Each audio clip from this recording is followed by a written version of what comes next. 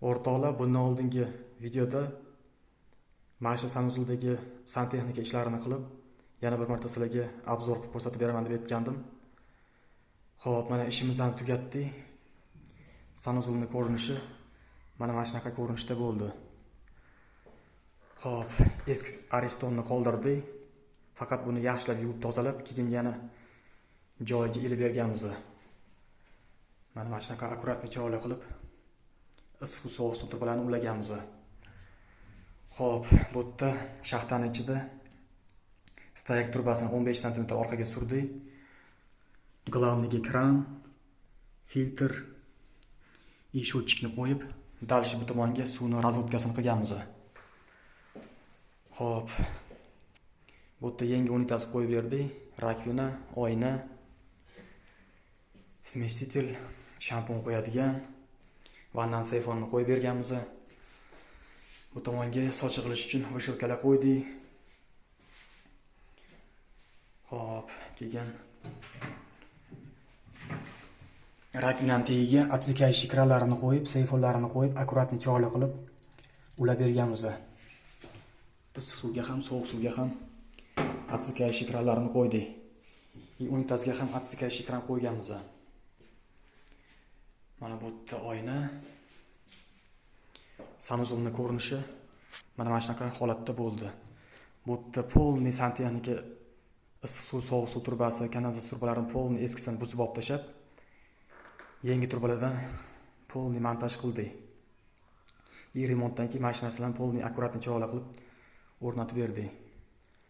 Sanuzulning remontdan keyingi holati mana shunaqa bo'ldi. Bundan oldingi videoda ko'rsanglar, qanaqa ahvoldaligini ko'rsanglar bo'ladi sanuzulni. Xo'p, undan tashqari esingizda bo'lsa, mana shu kuxnyada eski moyka turgandi. Mana remontdan keyin mana shu moykani qo'yib, smesitelni qo'yib, seyfonlarini qo'yib, kir mashinaga ham kanalizatsiya vixchiqasi qo'yganmiz. Mana bu tomondan ham ko'rsataman.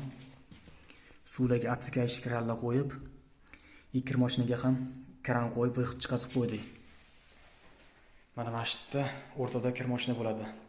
Moyka, kir mashina, gaz bo'ladi.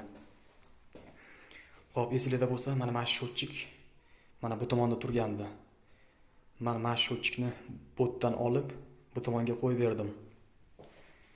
Ekranlarni ham eskisini olib tashladik. Mana bu yerga yangi kran, filtr, shotchikni mana shu yerga o'rnatib, endi mana shu yerga burab o'rnatib gazni ulab beraman. Prosta sizlarga qilgan ishimni ko'rsatishim uchun gazni yechib chetga surib turgandim. Videodan keyin endi yana ulab beraman. Mana shunaqa akkuratni joylar qilib, shotchikni ham bu tomonga ko'chirib berdik. Xo'p, o'rtoqlar, qilgan ishimiz mana shunaqa ishlar bo'ldi. Kimga shunaqa sifatli santexnika xizmatlari kerak bo'ladigan bo'lsa, bemalol bizga murojaat qilsanglar bo'ladi. Ishlarni chiroyli qilib beramiz. Xizmatlar bo'lsa, bemalol bizga murojaat qilsanglar bo'ladi. Ishimiz yoqqan bo'lsa, videoga like bosib, bu videoni yaqinlarga podelitsiya qilib qo'yinglar. E'tiboringiz uchun rahmat.